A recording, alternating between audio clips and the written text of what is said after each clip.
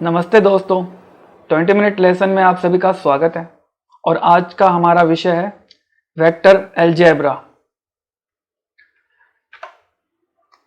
तो हम सबसे पहले बात कर लेते हैं फिजिकल क्वांटिटी की। फिजिकल क्वांटिटी दो तरीके की होती है, एक को स्केलर कहते हैं, दूसरे को वेक्टर।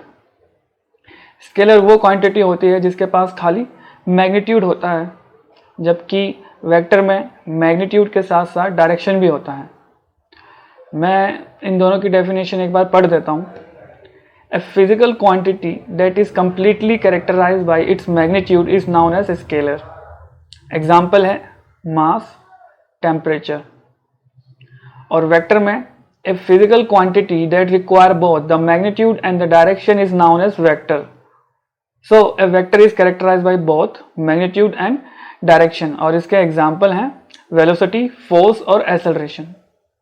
वेक्टर की एक और खासियत ये होती है कि जो वेक्टर क्वांटिटी है वो वेक्टर लॉ ऑफ एडिशन भी फॉलो करते हैं, क्योंकि स्केलर में भी ऐसे कुछ क्वांटिटी हैं जो हमें देखने में वेक्टर लगते हैं, जैसे कि इलेक्ट्रिक करंट। इसके पास डायरेक्शन भी होता है, पॉजिटिव टू नेगेटिव टर्मिनल, और इसके पास मैग्नीट्यूड भी होता है, बट ये स्केलर क्वांटिटी है क्योंकि ये वेक्टर लॉ ऑफ एडिशन को फॉलो नहीं करती है। चलो हम आगे चलते हैं। वेक्टर को जनरली बोल्ड फेस या किसी लेटर के ऊपर एरो से डिनोट करते हैं, और जो स्केलर होता है उसे हम नॉर्मल फॉन्ट से या नॉर्मल लेटर से रिप्रेजेंट करते हैं। अगर हम इसे ग्राफिकली रिप्रेजेंटेशन की बात करें तो ये एक एरो के द्वारा दिखाया जाता है, जिसमें एरो की जो लेंथ है वो उसकी मैग्नीट्यूड होती है। जो उसका हेड है वो वेक्टर की डायरेक्शन को बताता है, और दूसरी तरफ जो छोर होता है या जो दूसरा सिरा होता है उसे हम टेल कहते हैं। तो वेक्टर को जैसे हम नॉर्मल फॉन्ट से दिए गए इस तीन तरीकों से हम रिप्रेजेंट करते हैं। अब हम आगे चलते हैं।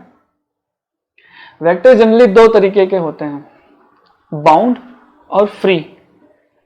जो बाउंड वेक्टर्स होते हैं उनका पोजीशन फिक्स होता है, जैसा कि इसका एग्जांपल यहाँ पे दिखाया गया है कि हमारे पास एक बीम है जो हॉरिजॉन्टली वर्टिकल वॉल्स के अंदर से जुड़ी हुई है। अगर हम यहाँ पे सेम मैग्नीट्यूड वाला फोर्स अलग अलग सिरे पे लगाएं तो हमें अलग अलग टॉर्क मिलेगा। तो ये हमें ये बताता है कि इस बीम में लगने वाला फोर्स किस पोजीशन पे लग रहा है, उसके हिसाब से इसका टॉर्क डिफाइंड होगा।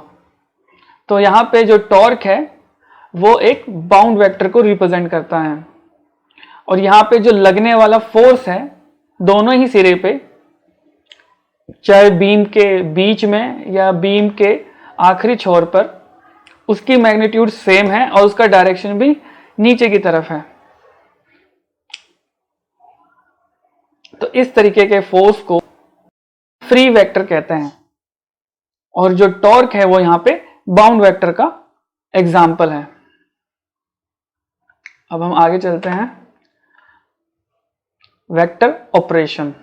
तो सबसे पहले बात करते हैं स्केलर मल्टीप्लिकेशन की।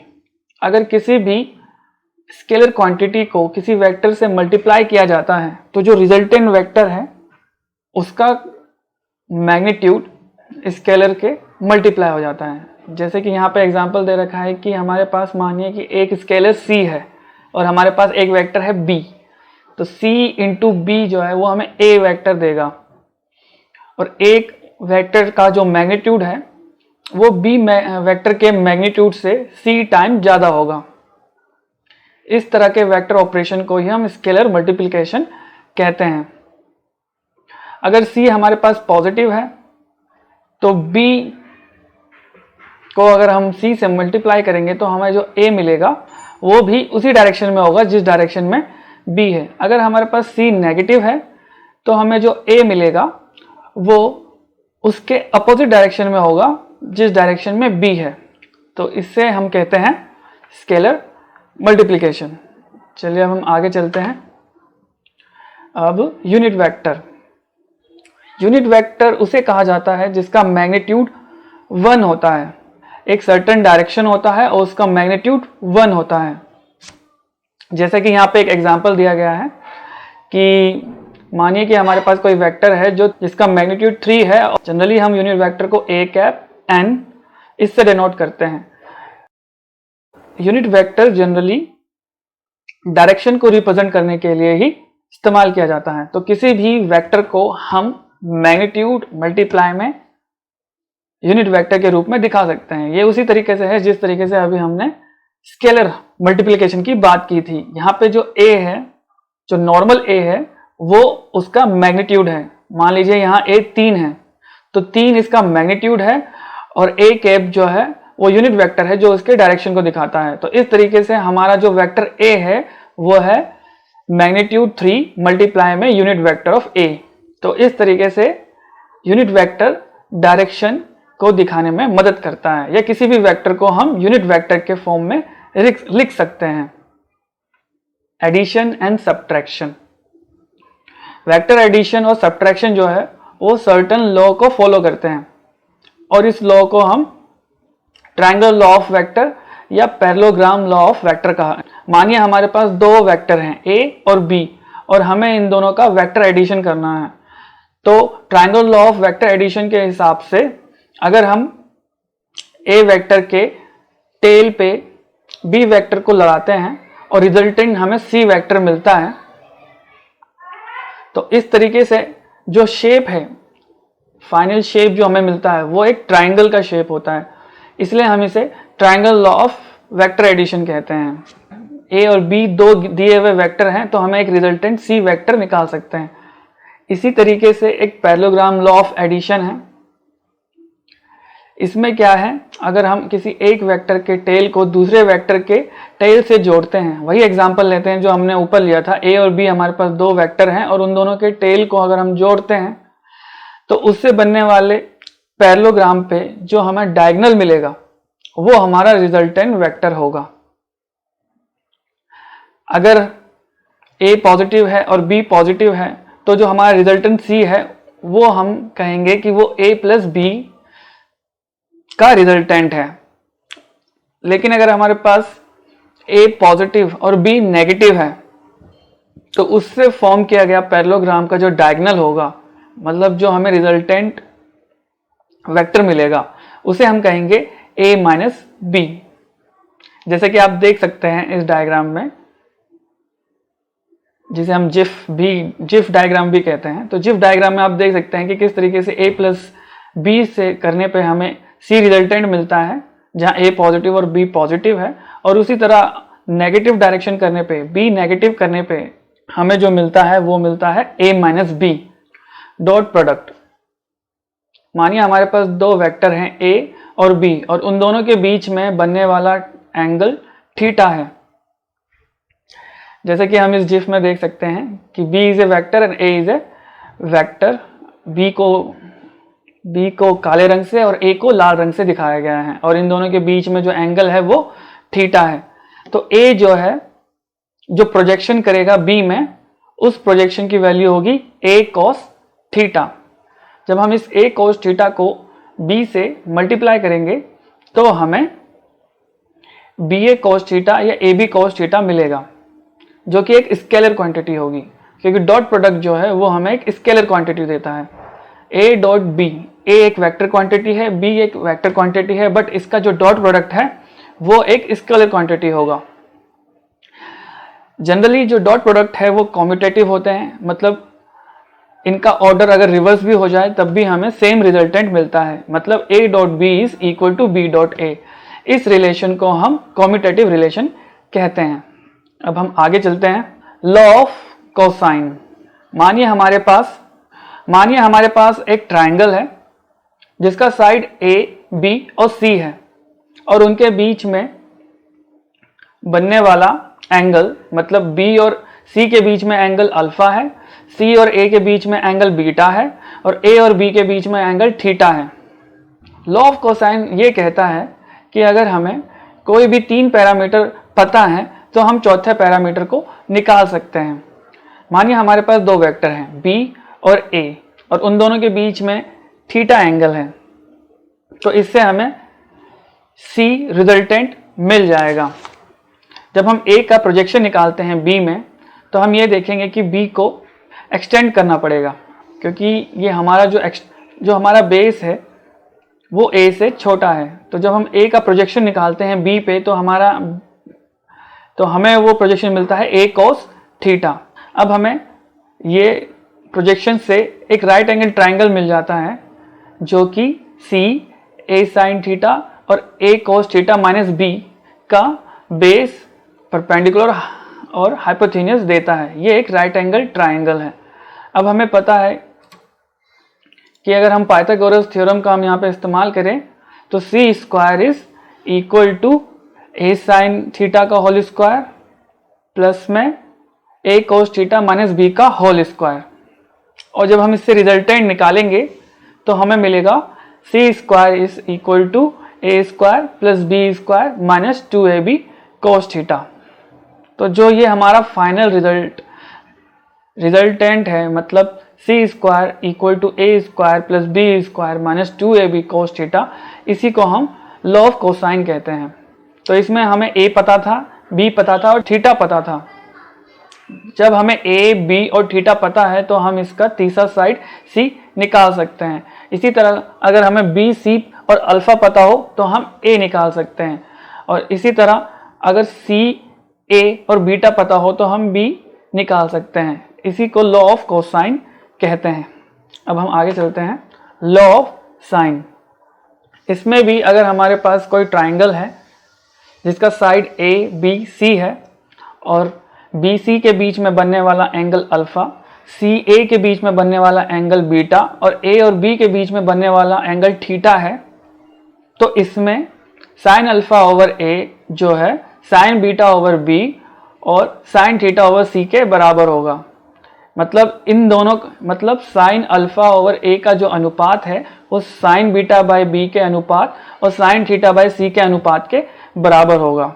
ये किस तरीके से होगा, ये हम इस जिफ में समझ सकते हैं कि मानिए हमारे पास एक ट्राइंगल है ABC साइड वाला, और एंगल जो है BC के बीच में अल्फा, CA के बीच में बीटा और AB के बीच में थीटा है, और हम C को जो है बेस ले रहे हैं। परपेंडिकुलर अगर हम C पे ड्रॉ करें जो कि थीटा को इक्वली डिवाइड करता है, तो हमें दो राइट एंगल ट्राइंगल मिल जाएंगे। वो होंगे AHC/2 और BHC/2। इसमें हमें जो पहले ट्राइंगल से साइन बीटा मिलेगा वो होगा H ओवर A, और हमें जो दूसरे ट्राइंगल से साइन अल्फा मिलेगा वो होगा H ओवर B। इस तरीके से H जो है वो A साइन बीटा और H जो है B साइन अल्फा के बराबर हैं। जब हम इसे इक्वेट करेंगे तो हम देखेंगे कि साइन अल्फा ओवर A जो है वो इक्वल टू आता है साइन बीटा बाय B। ऐसा ही हमें मिलता है कि साइन थीटा ओवर C। तो इस तरीके से हमें अगर एक ट्राइंगल पता हो, ये हर तरह के ट्राइंगल के लिए वैलिड है।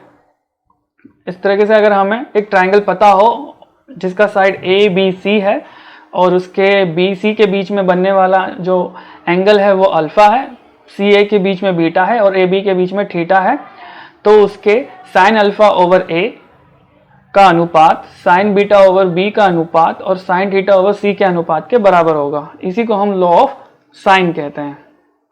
अब हम आगे चलते हैं, वेक्टर कंपोनेंट।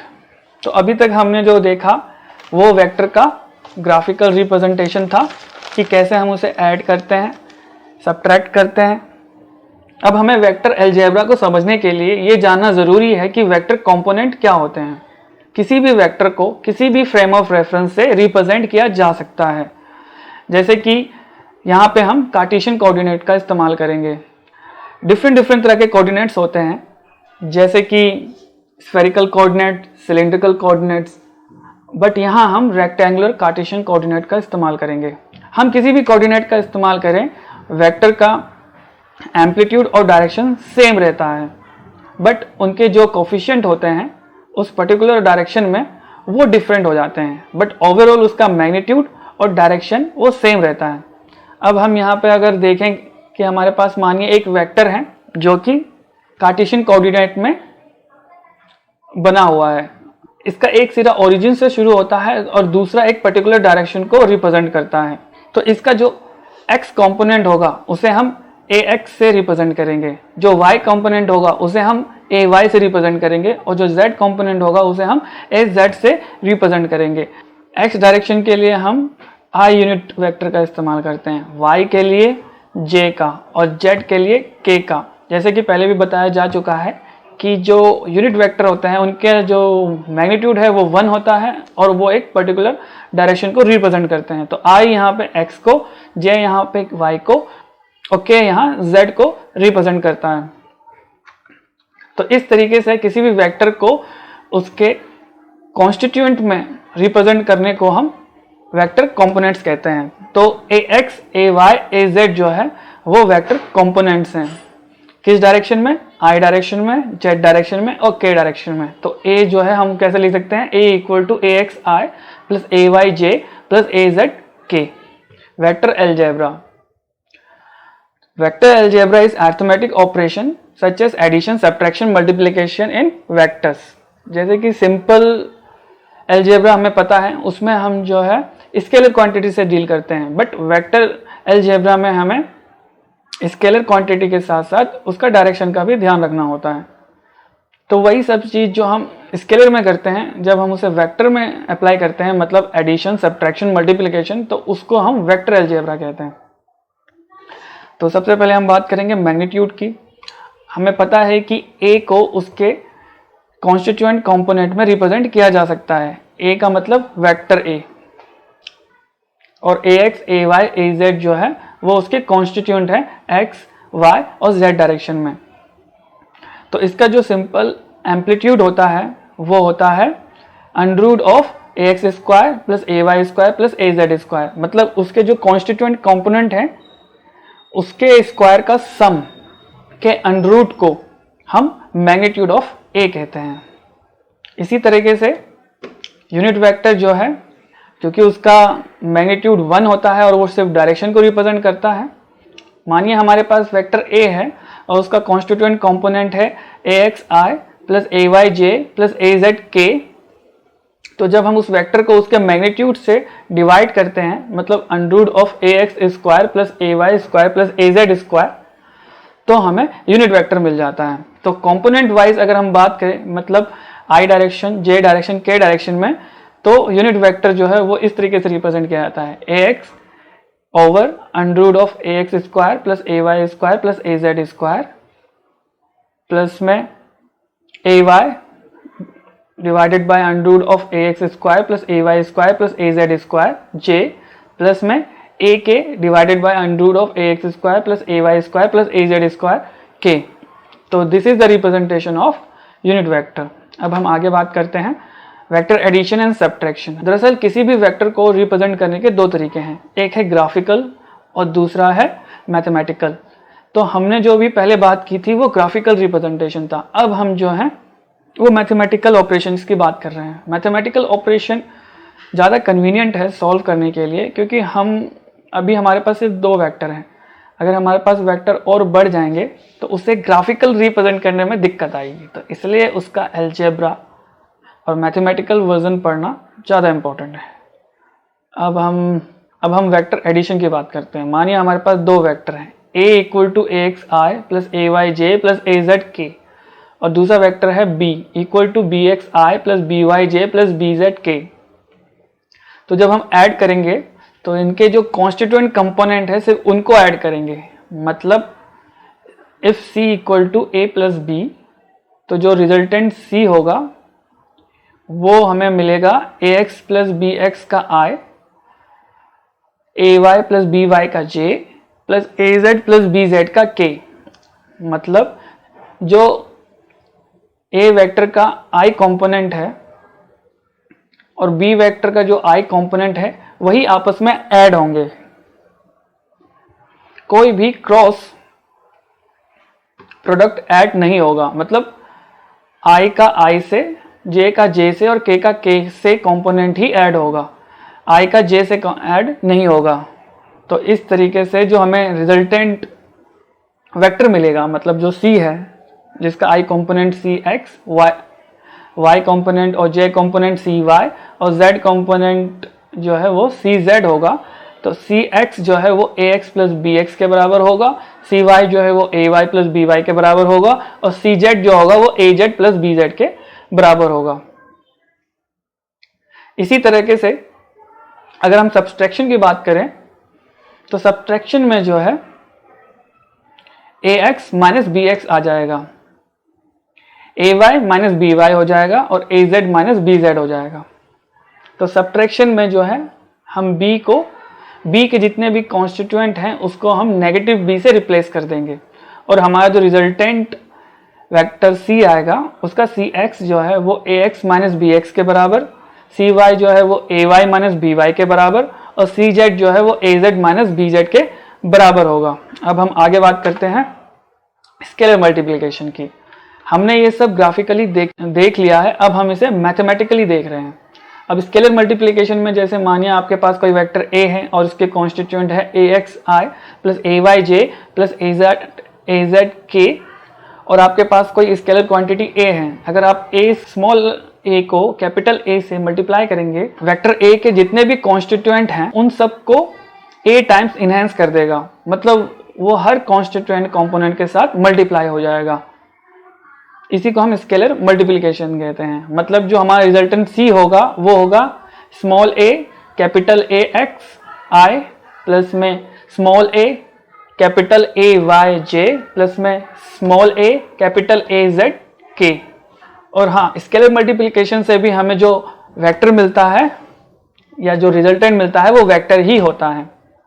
अब डॉट प्रोडक्ट, यानी हमारे पास दो वेक्टर हैं a और b।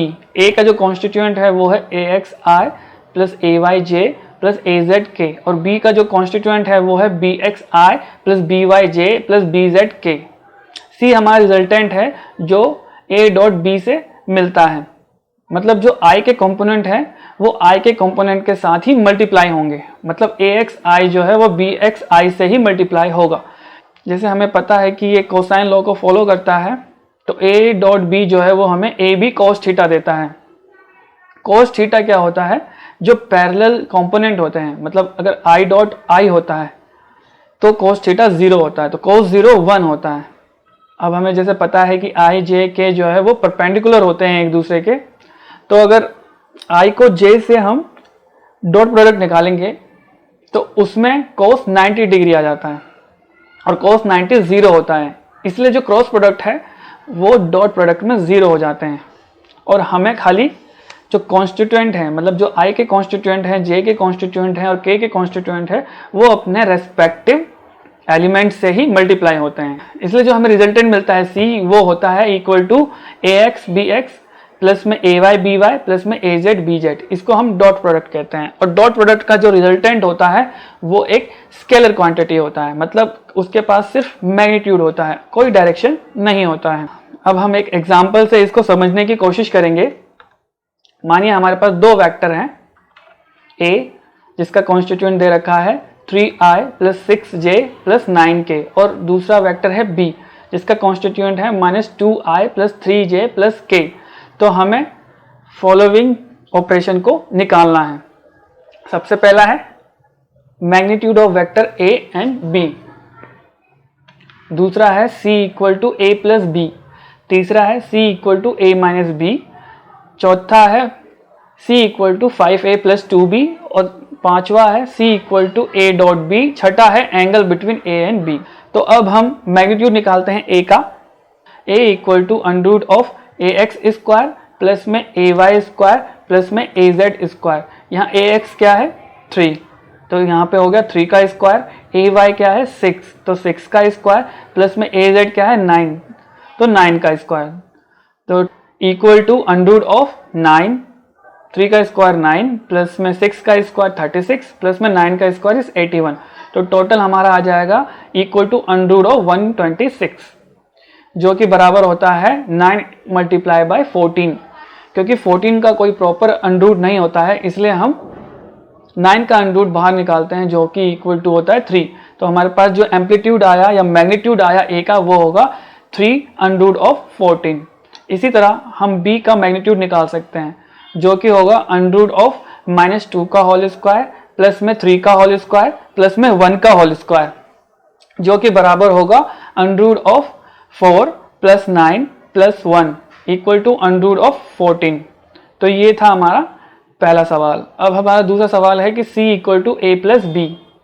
तो a हमारे पास यहाँ पे है 3i plus 6j plus 9k, और हमें प्लस करना है इसको b से, जो है -2i plus 3j plus k। तो हमें पता है कि एडिशन में जो है सिर्फ i के कंपोनेंट i के साथ ही ऐड होते हैं। तो यहाँ पे हम इसे इस हिसाब से लिख सकते हैं कि 3 - 2i plus 6 plus 3j plus 9 plus 1k। तो हमारा जो रिजल्टेंट c आएगा वो होगा 1i plus 9j plus 10k। तो ये हमारा दूसरा सवाल था। अब हम तीसरे में चलते हैं। तो तीसरे में हमें निकालना है a माइनस b।